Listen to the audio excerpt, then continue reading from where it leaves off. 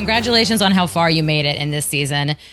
So Thank much you. farther than you did with 46. So very exciting. What was the vibe like on set during the live finale between commercial breaks and everything? Was the cast kicking, have a good time? Yeah, it was fun. The vibes were high. Obviously, a few of us that were in the finale, we had nerves. So, like, we were a little more reserved and quiet until it was time to not be. But for the most part, we were having a good time. And we were like backstage, cutting up, making jokes, making TikToks. It was a really fun time. And was there a vibe shift when the spoiler happened? I would say yes, there was a vibe shift, but not like towards a negative vibe. It was just Yeah. more of like, oh my God, I can't believe that happened. Like, what are we gonna do? And then it immediately shifted to us watching Jeff recover like a champ on TV. Like, that's why they pay him the big bucks. I mean, yeah, to his credit, it was a funny recovery. So if Yeah, you can make people yeah, laugh about it, you're good, I think. Yeah. yeah, exactly. It was crazy, but also That's that's live Survivor, that's TV. live TV. Yeah. Yeah, yeah. So in the finale, the pre-recorded one, you said that you were feeling spicy during your final tribal council. Do you still feel that way about your elimination? I do. I'm always gonna feel spicy about my elimination, but um, it also comes down to I think the spice has worn off a little bit, just because I mean I understand in that moment it wasn't just about me being eliminated though, and I think that that's what a lot of the viewers didn't get to see. I was spicy for a few reasons. Some being like the fact that I felt like people were being a little bit hypocritical, them teaming up on me, conversations that happened during the day that didn't really make me feel good, or like kind of just like certain treatment that I didn't really like or appreciate. It was a culmination of things that got me to that point. And it really was less about me losing and being sent home, because I understood why they were sending me home. I will beat y'all. Mhm. But it was more than that. Can you elaborate on that more? You said in final tribal your final tribal council that it was like you felt it was obvious why Joe and Jonathan were sending you home. So what was that reason? Do you think? Well, I think it was a combination of things. Obviously, they were scared to lose to me, but Jonathan specifically, I had talked to him earlier in the day, and I asked him, I was like, and this is the same question I posed to the whole tribal council. I'm like, why are y'all so scared of me? I have 3 wins, so does Joe. And Jonathan said, this is when we had a conversation on him. He was like, well, yeah, you're a girl, and the record for girls is 4, and the record for guys is 8. And I don't think that Jonathan was being malicious in that moment, but it didn't feel good to have all the hard work that I put into the game up until that point be reduced to something so simple and trivial. And I do believe that that's the straw that broke the camel's back for me. And I was like, oh, absolutely not. If y'all gonna send me home like this, then I'm gonna let the chopper sing when we get to tribal. I'm not going out gracefully because I think this is dumb. Yeah. Yeah. Wait, so he said it was because you're a girl? He said, it's because I said, what's the difference between me and Joe? We both have the same amount of immunity wins. Why am I the bigger threat? And he said, well, it's because you're a girl. The record for girls is 4, and the record for guys is 8.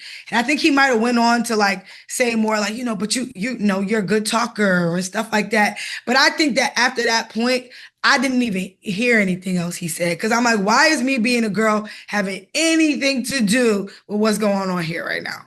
And Yeah. it just made me upset. It was more than anything, it was just disappointing. Cause I'm like, this is simple minded.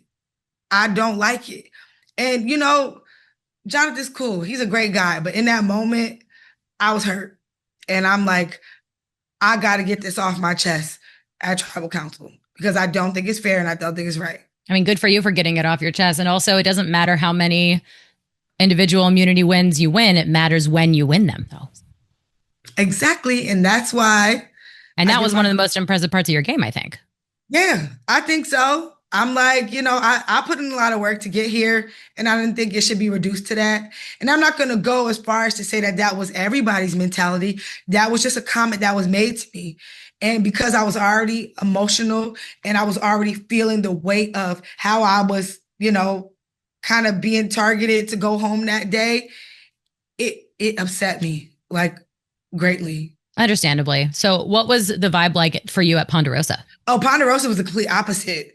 I walked into a standing ovation. Everybody was waiting at the door, cheering. They had drinks for me. A lot of them were sad, but it was very validating when I got to Ponderosa because the jury all but told me that if I sat in the final three seats, I would have won. So I'm like, well, I guess they made the right choice. Do you think you would have beaten Aubrey if you were in the final three? Yes, I do. Yeah. What makes you think that? Not that I doubt it, but what conversations did you have? They told me that they would have voted for me. Most of the jury, the only people who I didn't talk to, I think about it was Joe. I mean, Chrissy, Coach, and Steph, and they was voting for Jonathan regardless. But I almost everybody there told me, they're like, Tiffany, like, what are we gonna do? We wanted you to win, and I'm like, I wanted me to win too. I don't know what to do now, but I mean, I'm not saying this to discredit any of the hard work that Aubrey had put in, because I think Aubrey's a deserving winner. But I do think that while I was still in the game, I had more leverage to win than Aubrey did. And simply because I had a different journey. Aubrey was able to play the background. I didn't have that luxury. From the moment we made the merge, from the moment I stepped on the beach, people were pointing fingers like, Target, strong, look at her, muscles, good, challenges. I couldn't hide behind the facade of being like the sneaky player that might not be good and maybe we could get her out later. I was running barefoot through a minefield from the moment I hit the merge. And I still made my way to the end. So I think that gave me a leg up on Aubrey in that regard. Yeah, and you and Aubrey were pretty close at the beginning of the game. So, at what point in the season did that shift? Because of course we saw you move into a closer alliance with Sari. Yeah.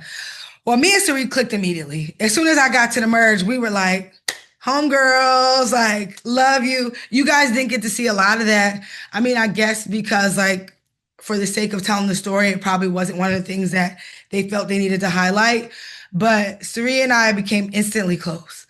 And Aubrey and I were close going into the merge, but it kind of tapered off as like things went on. And Aubrey was, like she said, she was jumping from alliance to alliance, just, kind of sharing secrets and just doing whatever she needed to do to survive. And I do think that the real split between me and Aubrey happened when she realized that I could beat her. And that's when she teamed up with Jonathan, Joe, and Rizzo in that challenge to try to get me out. And after that, I was just like, all right, because now this is corny. Now y'all just all trying to work together to beat me. I can't even like respect that because it's final six. And I'm so scary that y'all willing to give up y'all shots at an individual immunity this late in the game just to send me home. So after that, I was like, all right, I'm done with you. And I mean, I still voted for her to win the game because I do think she played the best game at the final tribal, but that's when the split happened. At 6. Yeah. Yeah. And give a sense of just how long that immunity challenge really lasted because like, yeah, all those players were working together to try and get you out and you still had enough time to beat them. You know what? I can't really think about, I don't know how long the immunity challenge lasted, but I do know that I was behind.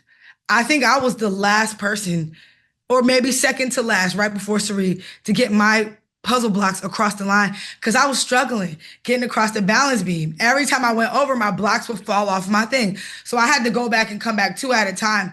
I think Jonathan and Joe might have been working on their puzzle for at least like 10 minutes before I got across the line to start putting my blocks out.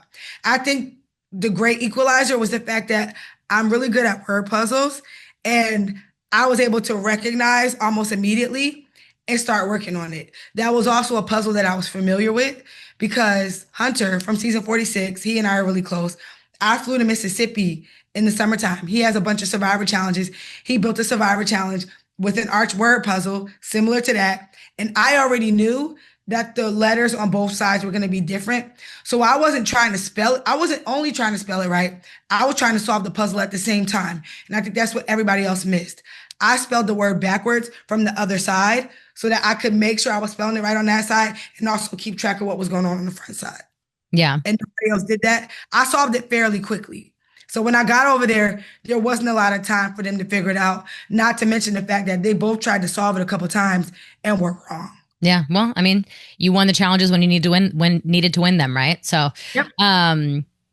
Your name was brought up a lot among fans after the Zach Brown episode aired because of your lack of screen time compared to his. So, how did you feel about your edit in the first half of the season? Of course, we saw so much more of you in the second half. I was a little confused, admittedly, a little disappointed.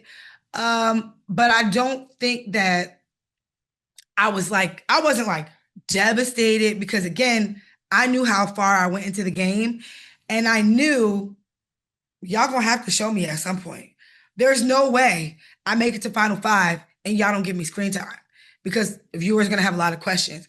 So while I was disappointed that you guys didn't get to see a lot of my early gameplay, I kind of just chalked it up to the fact that there's 24 amazing players out there and they wanted to give airtime to people that went home earlier. Would I have loved for people to see my earlier gameplay so that my story felt more well-rounded by the time I got to the end? Sure. But that's just not how it shook out for me.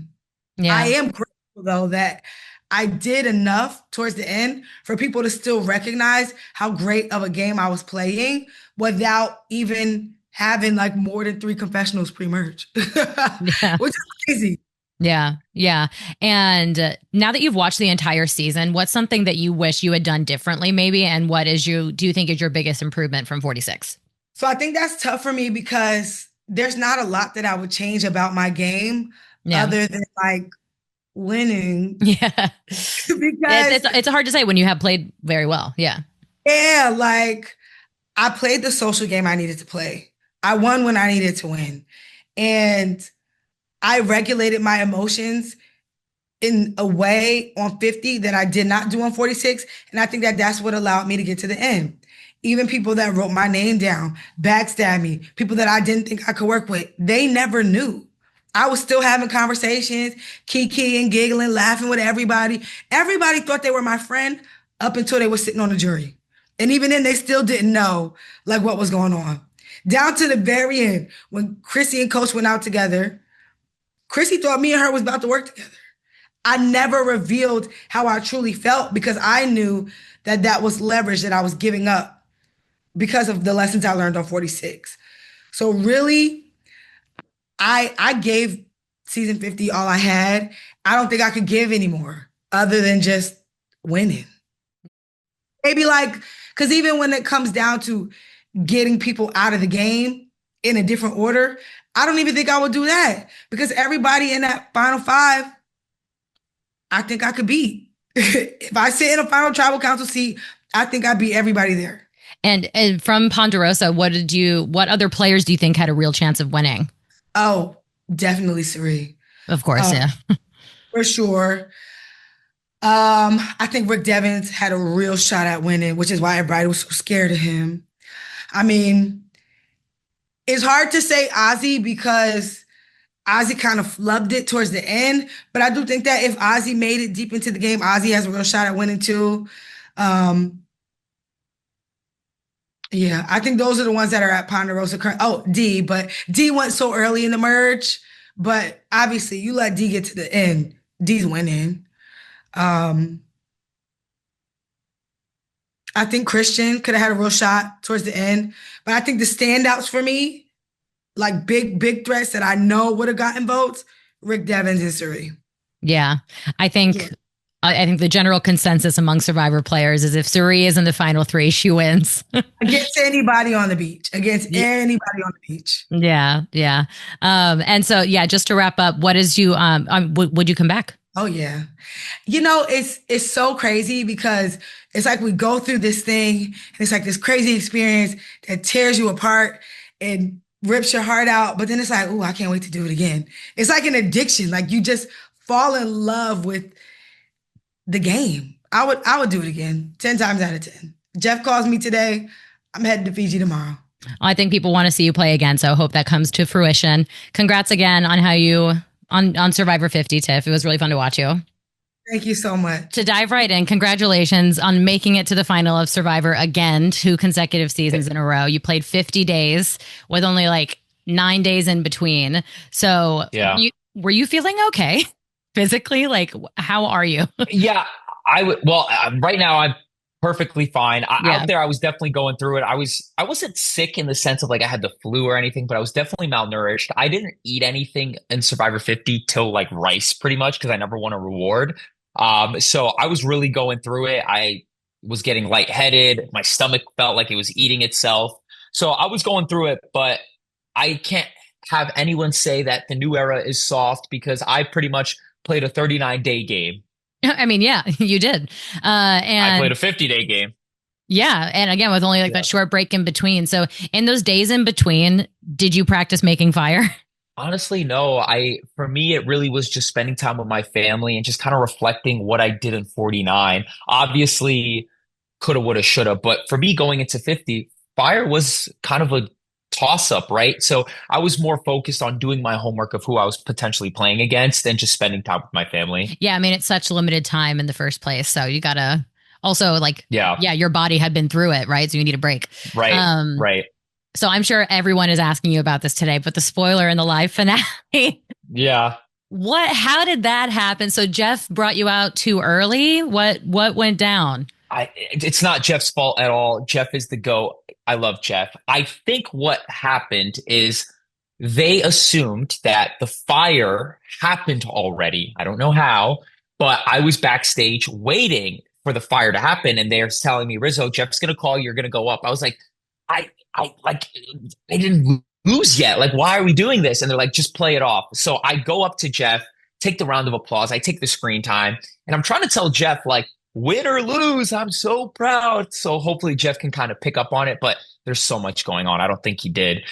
So what I will say is that in the moment, it stung a little because I have so many friends and family at home that were watching and rooting for me. To kind of kill the suspense kind of sucked. But waking up the next day, looking back at it a week, a year, 10 years from now, it's an iconic moment that is kind of funny. And to know that the Riz God's a part of it is pretty cinema. I knew you'd call it cinema. I'm glad that you did. Yeah. Yeah. And I mean, his recovery was pretty funny. He's like, it's the final. Oh, it was great. Yeah. Yeah. It was great. Yeah. Do you think it, in hindsight, I mean, hindsight of just a couple hours after it happened, it kind of like elevates the story of your fire making challenge in the end?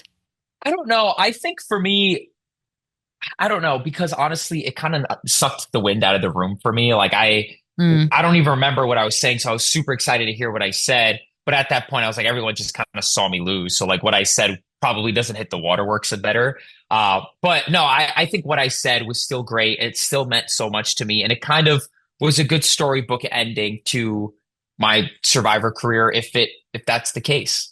Oh, I hope it's not the end. You're so much fun to watch. Thank you. I hope so. I hope it's not too.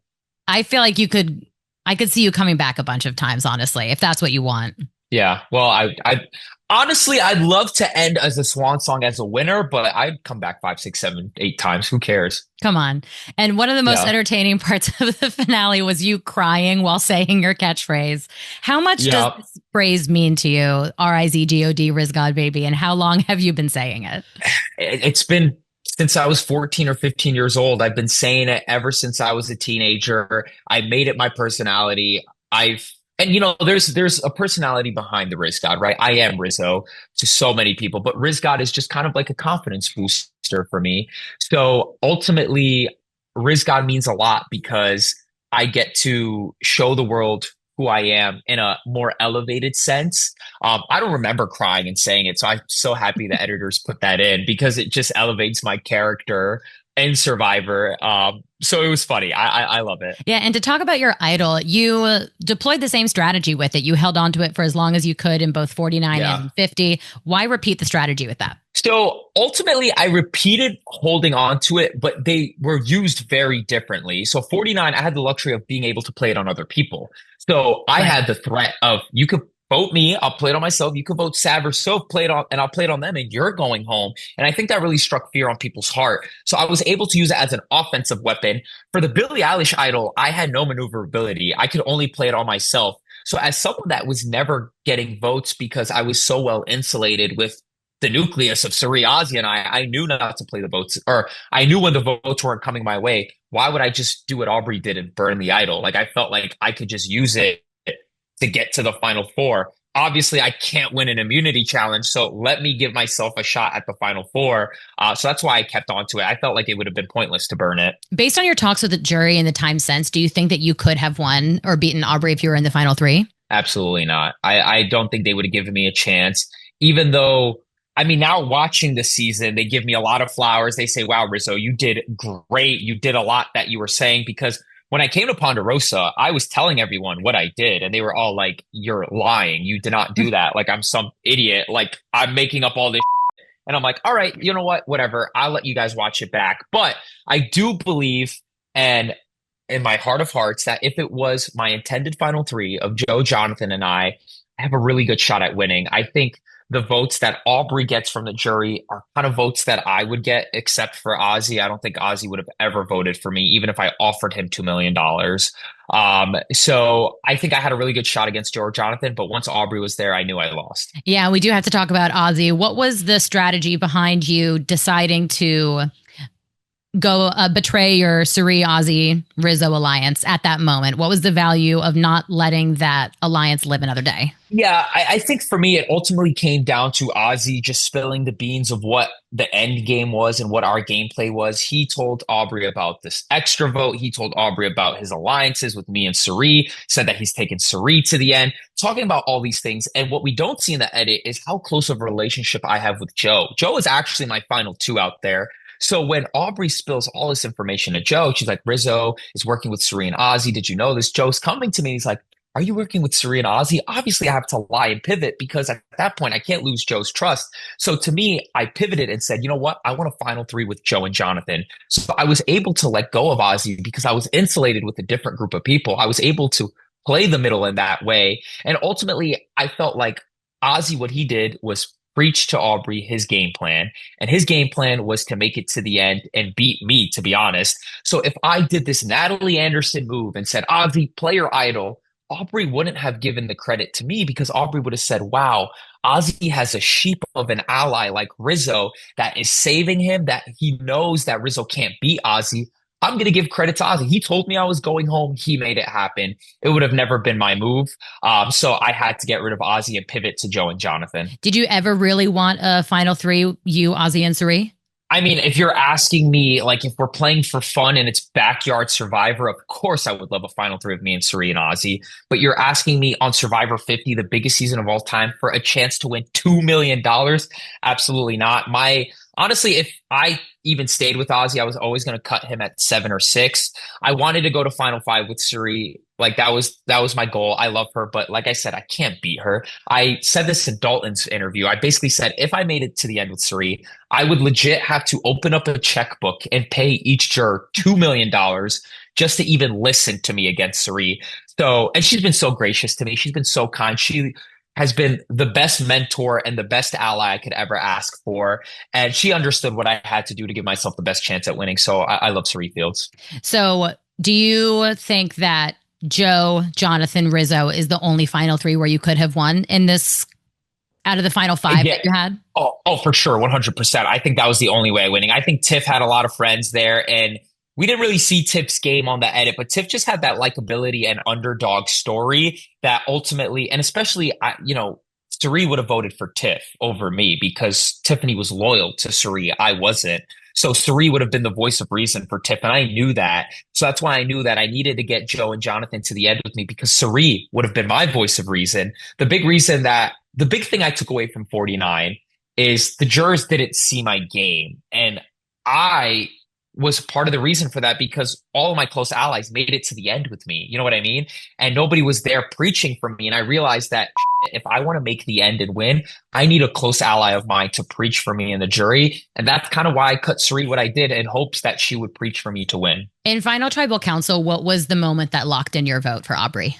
Oof, it's tough. I'm going to be quite honest. I think I voted based on sheer legacy for Aubrey to make the final three, or sorry, the final five, 3 out of the 4 seasons she did, to make the final tribal council twice. And honestly, the way she was speaking about making it to the end, not playing the best game, but playing the best game amongst the people at the final three really solidified that she knew that she didn't play the flashiest game or the best game, but she played the best game to win. And I respected that self-awareness. And that's what ultimately gave her my vote. Because to be honest, I was going into it wanting to vote for Joe because Joe and I had a great relationship, a relationship that wasn't really shown in the edit. But going into Ponderosa, I got the gist that nobody was voting for Joe and it was between Jonathan and Aubrey. And I didn't want my one vote to Joe to be the reason why a certain person won or lost. So ultimately, I had to sacrifice that vote for Joe to vote for a winner that I wanted to win. Yeah. What else was the vibe like at Ponderosa? Did you think that like, did the jury make you think you could have won if you got there? Um, they were really negative towards me, honestly. It was actually very disheartening because they didn't believe me. Like I would tell them I was Right. with Suri and Ozzy. Yeah, they just, one thing that I'll say, and Rick Devens and I are great friends. I love Rick. I love his family. That's my guy. But Rick, even at Ponderosa, was like, Rizzo, honestly, you tell me all this now at Ponderosa is great, but if you said that at Final Tribal, I probably don't even believe you. And I'm like, well, that sucks. But I knew if it was against Joe and Jonathan, that there was a lot of people that were anti Joe and Jonathan, and they were part of the same faction. So I was like, listen, if they split votes and I get the people that are against Joe and Jonathan, I can pretty much have a good shot at winning this game. What did people think you were lying about specifically at Ponderosa? They just thought I was a kid with bravado. I mean, like, I was told by Suri from not all the jurors, but like, all the old school jurors that why does this kid think he wants to be a legend? He's played one time. He's holding this idol. That's not a move. He's lazy at camp. He will never get my vote. I knew all of these things. Like I was aware that people didn't like me. So I knew I had to get to the end with people that also people didn't like. I think they just thought that I was just Riz God because of the preview. Mind you, I never was on the beach calling myself Riz God. I would explain to people when they asked what the Riz God was, but I wasn't like RIZGOD. And I think, listen, I will say this. At this moment now, me and the cast are very good. They have a lot of respect and love for me. They give me the flowers that they didn't give me on the island. But I think the perception I gave out there was someone that was too cocky and confident, which to be honest, I felt like I earned because I made the finale twice. I'm one of 4 people to ever come back and play Survivor more than 2 times to never be voted out. But I think it just rubbed some people the wrong way. And I think it's the difference in game style with the old school and new school. I imagine maybe that watching 49 made them realize that you are a strong player because like your idol was so public in 49 and you even with that you convinced everyone not to vote you. Like you were kind of like Suri in 49 misting everybody into not voting for you. It was crazy even though you were the biggest public threat. Yeah, I think that's what it really came down to. I think after watching it, Emily said it in her exit press. She's like, listen, I told her, and this is true. She told me in the game, like, I don't know what you're doing. And at that moment, I was like, okay, that means I'm playing a really good game, but not a good enough winning game because the jury doesn't see it. So I think I play really well behind the scenes. I was able to like 49 and 50, like flip flop manufacture votes that I wanted to happen. But people don't see that if you're not aligned with me. So I think after watching 49 and 50, they kind of recognized that I went out there to play the game and I did well. But on the island, my perception was just I was this lazy, cocky kid. Maybe next time around, it's a little more public for you then. Yeah, I think, listen, it's good for my third time if I ever do play again, that people will respect me if I make the end again. Even if I don't do anything, they're like, damn, Rizzo made the end again. We got to give him the $1 million. But also it's going to be a disadvantage because people know my game now. So I'm going to have to pull out the Suri and always make the end game. And hopefully I can pull out a win. Yeah. Well, congrats on making it as far as you did, Rizzo. You're great TV. Thank you. I hope to see you on it again.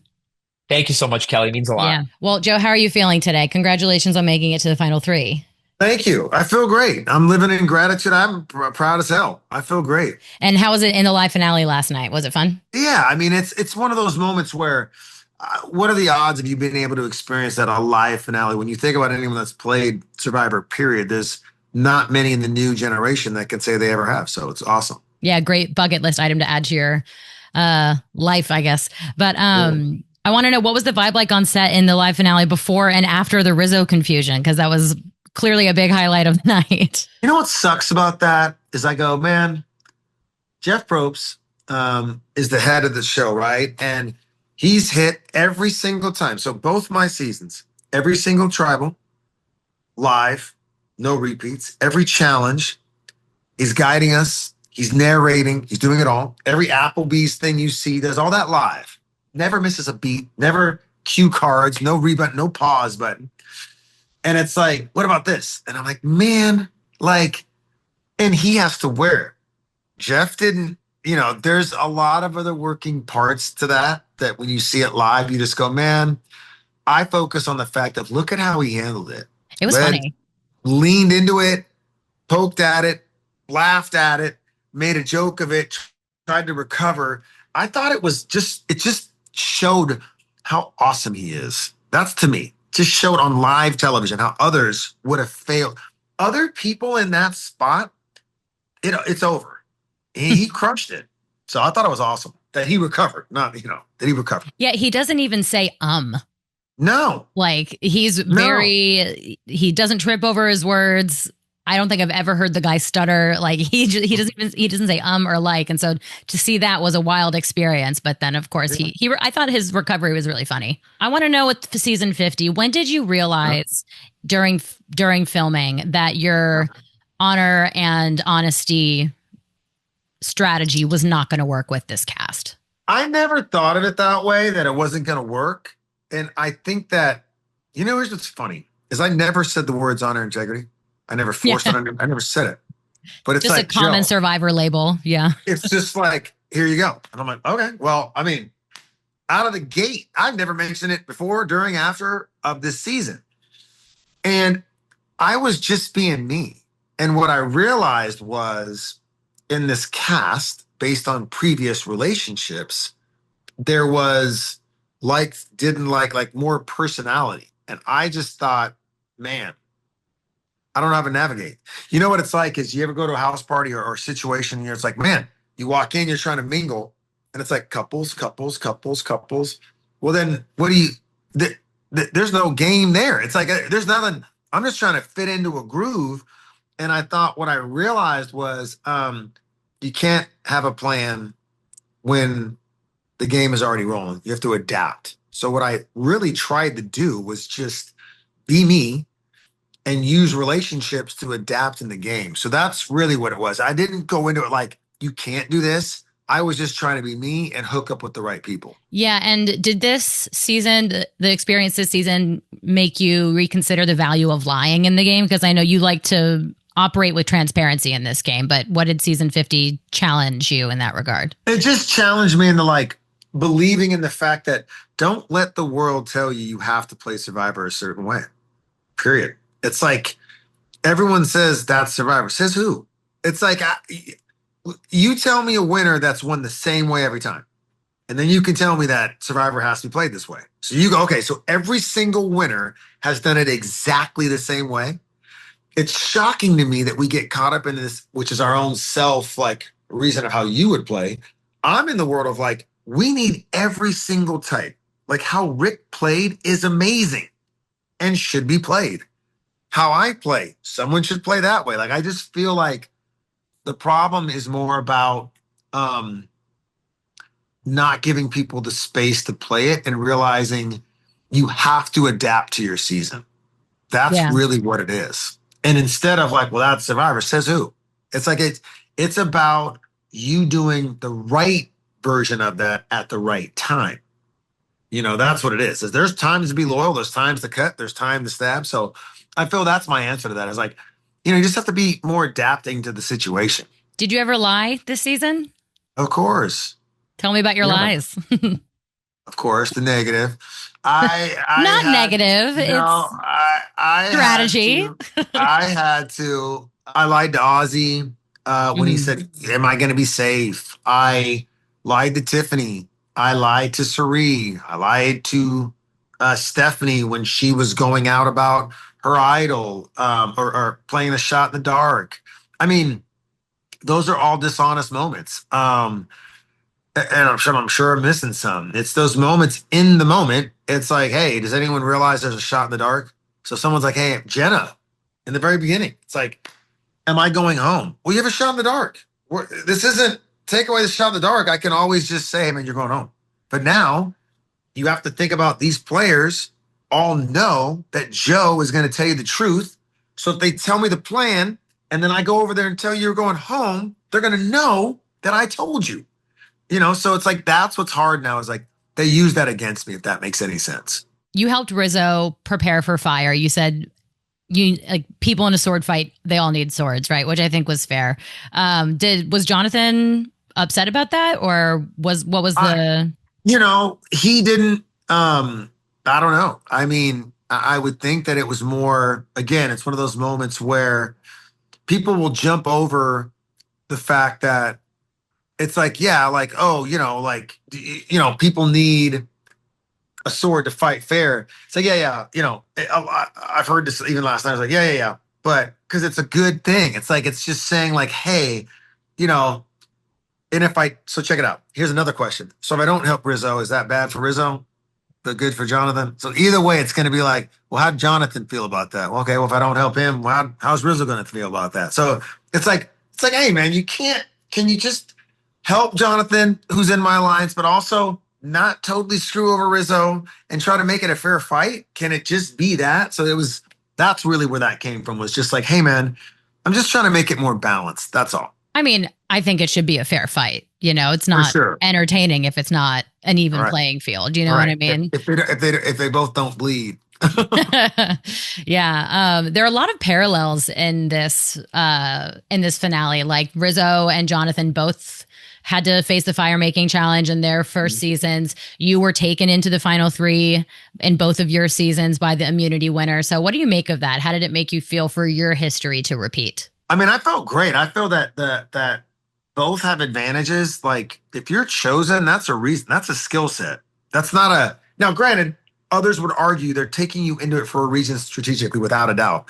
But that same move is all part of the strategy of your game too. It's like, hey, however you get there benefits and hurts both people. Same with making fire. I feel fortunate that I feel very confident in my fire making skills, but I never want to leave anything up to chance. So I was proud that if you can make it and be competitive enough to get there, and then you can secure your spot in the final 3, I feel the new generation does not value that fire making challenge enough to say, hey, in old school it did. I feel that if you stepped up to say, I'm going to sacrifice this for fire, I feel that now it doesn't hold as enough value to me as it did. So I want to secure a spot. And then my argument is like, let's just beat each other head to head in the jury. So that's how I feel. I felt fortunate to be picked both times. Were you surprised that fans voted for firemaking? No, I think that, I wanted it. So I don't know if I was surprised, but I wanted it. I was like, I think it adds a level of like, oh my gosh, like I love that unexpected. I just don't want to be a part of it, but I love it. Yeah. And heading into the finale, what were your feelings about your chances of winning? Oh, right when I sat down on that stool in Fiji, right away. This is me being totally transparent. I go, well, okay, should I go home? What are we doing here? It was literally, I'm not kidding you. I sit down and I'm like, ooh, all right. hate me as a person. Hate me. Maybe. And I'm like, what are we even doing? There's no chance in hell on what I even say, with the exception of people like Emily, people like Christian, people like Rick Devens and D. I felt they truly tried to throw things out there that were like, hey, give this person a chance. Hey, let's keep it back to this. Other than that, like, say what they want. It was locked. Whatever their deal was, it was locked. And so I'm going to be honest with you. I was like, I'm lucky. The second I sat down, we didn't do anything. And in the game, I'm thinking I had a better chance. But when I sat down, I'm like, damn, maybe a vote. I hadn't said a word, maybe 2 votes. That's a fact. Who did you think you might get? Rizzo, maybe. And then I wasn't sure about the Rick Devens Emily and Christian. I know that sounds crazy and deep, but they seemed open. So it's like, well, I mean, you got a shot. They seemed open, which what's the point if you're already locked in? It's like, what are we doing? Like, why are we sitting here? I mean, honestly, it's like, okay, well, I'm not going to just get punched in the face. It's like, man, you want a fair chance, even if your game is weak. You want the shot to wow them. What's the point if there isn't? So, but that's the game. That's the game. Yeah. And when you say locked in, do you mean it felt like locked in for Aubrey or locked in that it wasn't going to be you? I couldn't tell that from sitting there, like what it was, because I didn't have the perspective like everyone else does with an edit and watching it second hand, right? So it's like, right, I didn't have that 30,000 foot view of like, oh yeah, I'm sure it's this person. But I knew for me personally, you're looking at them. And then, especially when you open your mouth, like you haven't even said anything. And it's like, you know what I mean? If I'm like, hey, eye roll, it's like, well, okay, well, I mean, I knew for me, I'm like, it's over, which just, it is what it is. I mean, it was over and they can say what they want. That's a fact. So in the live finale, you didn't expect to get any votes? You know, you don't want to ever go, you want to will it. You want to like stay positive, but I'm a realist too. And I'll say this, this isn't a victim moment. It's like, hey, things like this, like you're emotional or you need to be taken care of. Listen, like if you are my friend and I view you as a friend, I'm going to share things with you that I would share with no one else. I'm going to complain about traffic. I'm going to complain about coffee. I'm going to complain about blah, blah, blah. If I don't like you, I don't speak to you. One. Two, if I don't like you, I give you generic, like this interview. It would be like good. So I thought you were saying you're giving me generic. No. I mean, like, it would be like good. No. Yes. Yeah. It would be this. So then if I am just me thinking we're actually friends because I'm trying to build an alliance, I'm going to pour it out. And then if it gets taken out of context, like, oh, how do you? It's like, well, I just showed you a side of me that I don't let most people see. And that is also okay and allowed. But if I were to go back, I'm ready. So to the final tribal, I'm realizing like, man, I just realized sitting there that it wasn't me, you know, and I thought maybe I'd get a vote from that. And I thought maybe because of that, the Aubrey, the Emily and the Christian and the Rick and then would switch it, but I just didn't happen. You said in Final Tribal Council that you were feeling embarrassed. So why did you feel that way? And is that impacting your interest in appearing on Survivor again in the future? No. I don't remember. I was not embarrassed. I meant like whatever the context was of that. It was just in that I'll go back every single time. I stand 10 toes down. I'm so proud of how I played. I'm so proud of things like, you know, what they don't ask is like, hey, you know, how many challenges it's put you in the top 3 who have ever played in 2 seasons. Never have your torch snuffed ever. People have been voted out. Never have the torch snuffed. Your name written down once in 2 seasons. And then out of your 2 seasons, all the people that have played, there's only a handful that could say they beat you. Those are the moments where I go, yeah, like I'm not embarrassed at all. It's more about I regret doing certain things because most people in their exit press blame everybody else. I just blame myself. And I blame that whatever I did or didn't do in the game is why I didn't get votes. So I have more regret than embarrassment. But you'd come back if you were asked? 100%.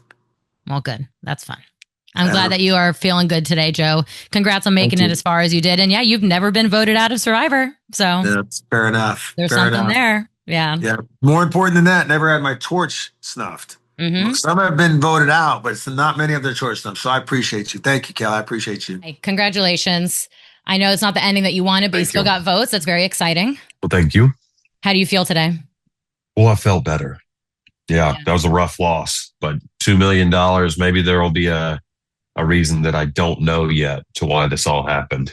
Going into the finale yesterday, how did you feel about your chances of winning? Well, I pretty much knew when I was on the island, when Joe and I dropped the ball and she won some motion, that people favored Aubrey more than me and Joe.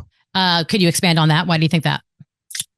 Well, she's played 5 times, and I think that the jury was not as bitter towards her, that she was more like she said it a million times, she played in the middle. So if she plays in the middle, she's not going to offend people quite as bad as I did, who was kind of had my hand on a lot of the votes. Yeah. So you think you angered a lot too many people in the jury, maybe? Is that what you're saying?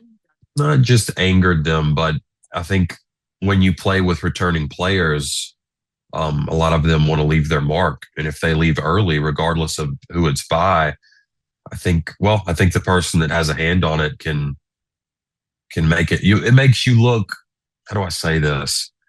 If somebody votes you out and you're angry about it, you typically don't want to give them $2 million, you know? Yeah. It's an understandable mindset. But was there a moment in the final tribal council pitches where you felt like things were going in Aubrey's favor? Well, like I said, I genuinely think that I knew that it was kind of an uphill battle. But when Ozzy started wanting to give credit to Aubrey for voting him out and leaning more that way, I was starting to think, oh, maybe I'm in more trouble than I thought, because that was one that was up in the air, and that's how you kind of figure out where they're going.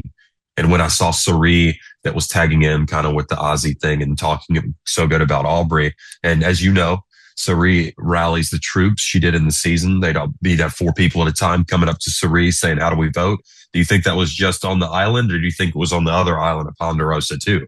I think that it could have been both. Well, how did you feel when Ozzy said, in the moment when Ozzy was like, "Here you are, riding the middle about you and Joe on either side"? He was saying that, that she was riding the middle, and we were trying to get the middle out the whole time. Mm-hmm. He's not wrong. I wanted to get Aubrey out, but there was a different meaning that I meant besides what he was talking about. I meant that there were 4 people in the middle, and it was Aubrey, Devins, Emily, and Christian that were in the middle alliance. Not necessarily Aubrey just floating in the middle, but that they were in the middle, and then we had 2 different sides. And that was kind of a different meaning, I guess, than what he was talking about. You know what I mean? I didn't think that it was just somebody that was floating in between, floating the whole time, but somebody that was kind of in the middle alliance. Yeah. And were you kind of maybe happy that you got the chance to do the firemaking challenge again after how 42 ended for you? Well, I wasn't happy that I got to do it, but I was very happy that I won. Once I won, I was like, phew, I'm glad I did it. But at first I was not happy at all to do the firemaking challenge, because to go down twice as a firemaking challenge loser, and really with firemaking, it takes one good spark and you can win the whole thing. One lucky spark. It's kind of like the game of Survivor. There's a lot of luck involved and skill. So it's firemaking is very nerve-wracking. Yeah, and you watched Rizzo practicing the making fire before the challenge itself. So how did you feel? The way it was edited, it was like you were watching when he started to make a spark, and the look in your eyes was kind of like, oh no, could he do this? Is that what was real? That was actually real, because at first he wasn't starting anything, and all of a sudden Rizzo started just getting at one good, and it was on fire. One good strike, and that was impressive. He started getting really good, and I was watching him getting nervous because he was getting really good at it. So, did you feel scared? I was very nervous. Yeah, I was like, this is going to be not as easy as I thought, and Rizzo would be more of a worthy opponent. But here's the difference: is the material is actually made of different things. So the firemaking stuff is a little different than the stuff that we just have on the island. But I learned that from my first go around. I realized that it was a little different, because on season 42, it'd take me about 5 seconds. I could have a fire. But I realized that Mike actually helped me with fire making. The woods are different. The twine is different. So that really helped. Do you think, based on like conversations you've had with jury members in the time since filming, that had Tiff been in the final 3 with you, you might have won? I think that I needed to get Tiff and Aubrey out to win the game. I think that they were, because if you look back, Tiff and Aubrey, they didn't have a whole lot of votes that they were gunning, that they were in charge of, that they were leading. And this season, that didn't help to have your hands on a lot of the vote outs, because I had my hand on a lot of vote outs. And I thought, this is where I was wrong. I thought that in the returning season, things would be more respected than they were. For example, D, I would have thought that how she plays is so sharp, and she is real good at backstabbing people. I thought she would respect the fact that I got her to get all riled up and say something that she regrets and then vote her out. I thought she would respect that, but it turns out she didn't. She actually went the other way with it. Aubrey didn't even play with D, not even for like a day, but she went with Aubrey, even though she played with me for about 12 days at that point. So you think if it had been you, 14. Joe, yeah, if you think if it had been you, Joe, and Rizzo, you would have won? I do. I believe that I would have definitely have won that one. Yeah. That was the only way at that point with Tiffany, Aubrey, Joe, and Rizzo. The only way that I could have won, I believe, is with Rizzo and Joe. Now that you've watched the whole season, was there anything that you saw in the episodes that you realized you didn't know? I would have never guessed that Suri had 4 people at a time coming up to her saying, "How do we vote?" Like that kind of blew my mind, that she was that powerful, that she could just say, well, we need to vote this way, and this is why. And they all would go, wow, we were thinking this other person beats. I'm shocked. That shocked me. I did not think that would happen on a season like 50. Why did it shock you when Suri has kind of that aura about her? She's always been a quite powerful player. It shocked me because I look at Ozzy as a powerful player, and Christian, and a lot of people, I think a lot of powerful players on season 50. And what shocks me is that you wouldn't see that as a red flag, that somebody has that much power. That means that if they get to the end, you don't think they're going to get every single vote. Yeah. Somebody that has enough power to bring 4 people in and tell them how to vote definitely has the power to win. That's why. You and Dee earlier in the season, like, clocked pretty early, like, we need to get Suri out. She's a big threat. So why didn't you ultimately choose with Dee to vote Suri out in that episode? Well, Dee kind of changed her mind. Dee thought that it wasn't a great idea because she became close to Suri. She saw a path with Suri. And that is when they decided to go Charlie. And by the grace of God, I'm so thankful it wasn't me, because that's the one time I got blindsided the whole season. Yeah. And what would you do differently next time if you come back? I assume you want to come back. I'll do jury management a little different. And I just got to study the season a lot, to tell you the truth. I don't know, because I did change my game a whole lot, and I don't know where all I went wrong just yet, but I'll have to study it and get back with you. Like I said, you got 3 votes, which is not like, it is a big success. It's hard to get any votes in a finale, right? For this show. Were any of the votes that you didn't get surprise you? Like, was there anyone you really thought you had in the bag? I thought Devins was going to vote for me. I thought he really respected my game, and I thought he didn't respect Aubrey's game as much as he did my game. So that kind of threw me off. Even though he worked with Aubrey, I thought that he realized that a lot of those moves were his moves and not necessarily Aubrey's moves, because every time I saw them working together, I always saw Devins being the one to pull the trigger and be that guy that did that move. And in hindsight, do you understand more why Tiff was upset in her final tribal council? I mean, of course, no one wants to get eliminated, so everyone would be upset. But in hindsight, do you understand her perspective a little more? Oh, I understand getting upset for sure. But that's where it's really hard, because we have to have self-control in these situations. And Tiffany held it together all these times, getting blindsided. Like, for example, the Camilla vote out. And then Dee got voted out. She didn't want that to happen. A lot of these vote outs. And then Suri got voted out, and she kind of got blindsided by that. And I think that time it just kind of was too much. And like, I think you should never curse at people like that. I don't think there's ever a good time to curse at people. So I can see why she was upset. Do I think it was handled the best way? No. You can understand her feelings, though, I think, because she's like, it's hard when people are like, yeah, it's you, and you have no choice. Like, there's no way to get around it, you know? So I get it. Well, that was out of respect, though. We could have lied to her and said it's not you. So, I mean, there's that side as well. Would you rather just us to be honest with you or lie to you again? So I mean, there's several different ways you can look at it, but yeah, you can feel that way. But do I think it's the best way? No. But yeah. Tough pill to swallow regardless, no matter how it's delivered, right? So, just to wrap up, what are you proudest of with your performance this season and your evolution since 42? I had a lot more strategy this game. A lot of strategy. Yeah, that was good that they showed that. It actually took away from some of my He-Man moments and put it on the strategy, which was okay. I was thankful for the whole thing, for whatever they put in there, because all of this is a gift. Survivor is just a gift. I didn't earn the $2 million. We just got gifted the fact to be on Survivor. Everybody that's on Survivor didn't necessarily we don't deserve it. We are gifted it. It's a gift.